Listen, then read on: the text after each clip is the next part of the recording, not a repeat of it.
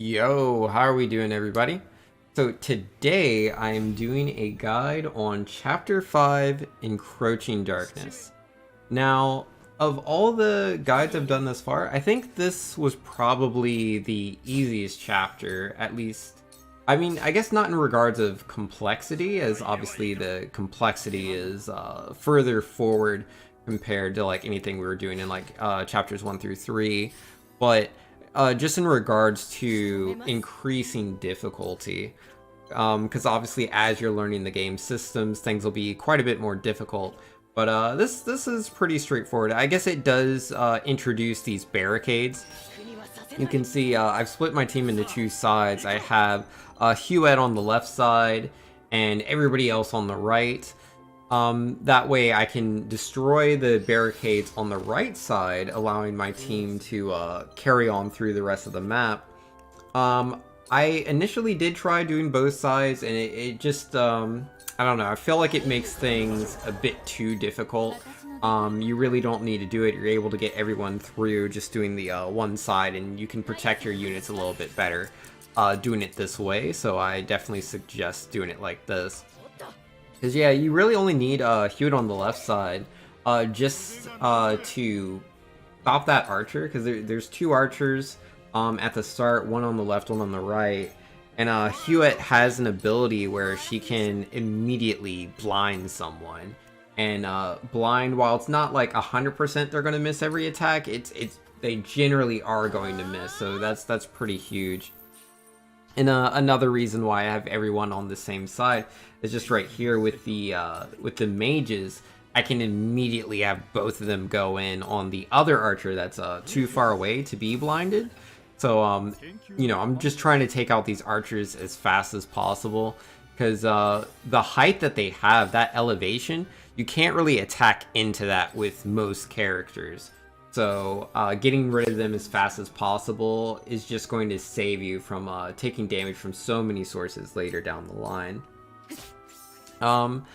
After that, yeah, I'm just going to be like pushing forward here, just moving everybody out to go ahead and attack these units, specifically these the stronger, more durable, like the ones like fully decked out in armor. I think they were called the shield bearers. The shield bearers, they do a little bit more damage, and they also have this shield ability where they can knock you away. They can push you a few tiles away from where they attack from. But yeah, you don't have to really worry too much. This like very first wave is like super simple as long as you get rid of the archers. The problem is though is that these new units spawn. And then in this map, there's like multiple reinforcements. There's they spawn after you get through the first row of barricades. They spawn again as you get through the second row of barricades. And then yeah, the third set spawns once you get up the stairs to the upper level. So yeah, definitely want to be careful about where you're positioning your troops. Because if you put them too far forward, there's a very good chance that whatever units you have that far forward might be right next to their reinforcements as they spawn.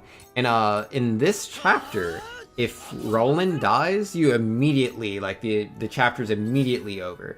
Obviously in these guides, I aim for no one dying, but yeah, you don't have to do the same thing that I do. It's okay if one unit does drop, but in this case, not Roland. If Roland dies, everyone dies.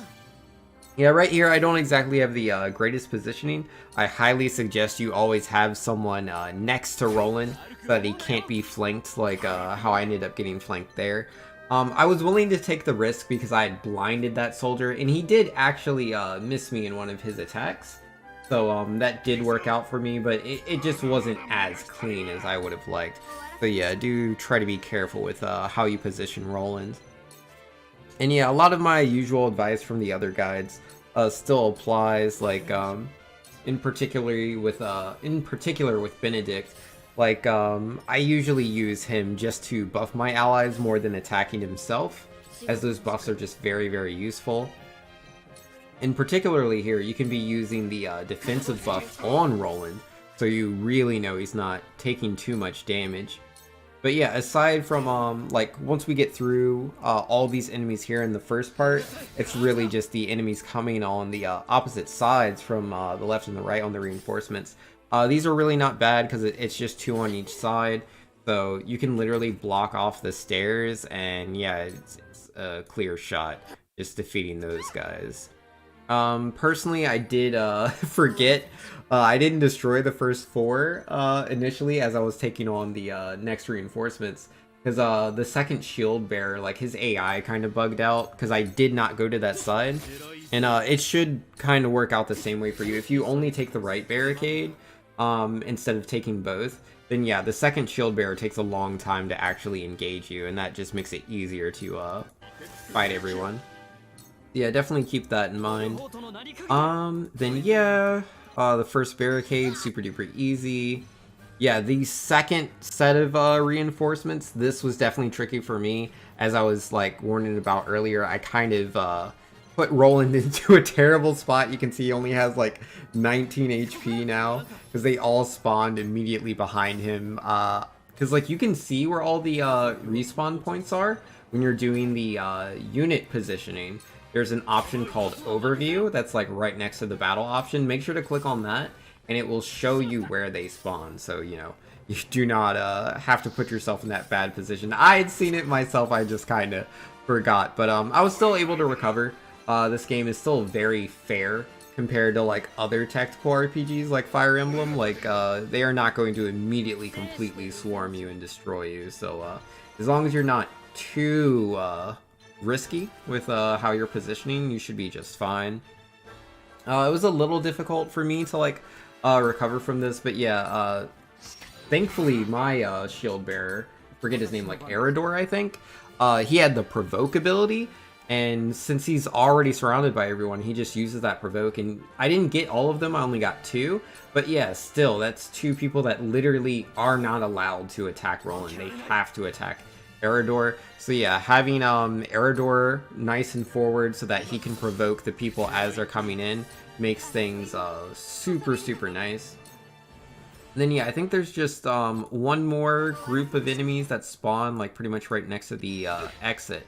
And yeah, these guys, again, not really an issue. Between the columns you have here, like on this corner, there's really not a lot of space for them to engage into you, and you should have like your full unit composition, like your full army here, and you can just blind the soldiers as they're coming forward with Hughette. Like that blind ability is just super duper strong, and again, Eridor just in the front, he can provoke to force them to attack him.